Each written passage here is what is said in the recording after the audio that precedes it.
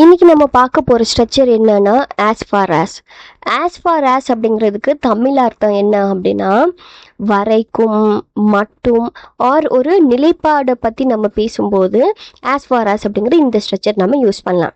And இதை நம்ம எப்போ யூஸ் பண்ணோம் அப்படின்னா, எப்போல்லாம் நம்ம ஏதாச்சியோட எக்ஸ்டென்ட் பற்றியோ இல்லை ஒரு லிமிட்டை பற்றி நம்ம பேசும்போதோ, இல்லாட்டி நம்ம ஒரு நாலேஜ் ரிலேட்டடாக இல்லாட்டி எபிலிட்டி ஆர் ஒரு டிஸ்டன்ஸ் அந்த தூரத்தை பற்றி நம்ம பேசும்போதோ நம்ம இந்த ஆஸ் ஃபார் ஆஸ் அப்படிங்கிற இந்த ஸ்ட்ரக்சர் நம்ம யூஸ் பண்ணலாம். இப்போ ஃபர்ஸ்ட் எக்ஸாம்பிளில் பாருங்கள்.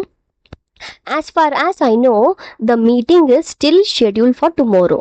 As far as I know, the meeting is still scheduled for tomorrow. அப்படின்னா எனக்கு தெரிஞ்ச வரைக்கும் மீட்டிங் இன்னும் நாளைக்கு தான் ஷெட்யூல் ஆயிருக்கு அப்படிங்கிற அர்த்தம். நெக்ஸ்ட் பாருங்க. As far as she remembers, they arrived late last night.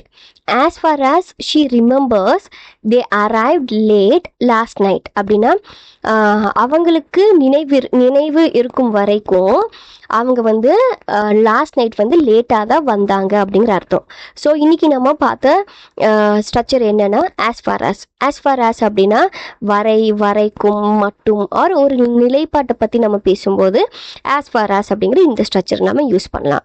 Hope it was an useful one. Thank you. Happy learning.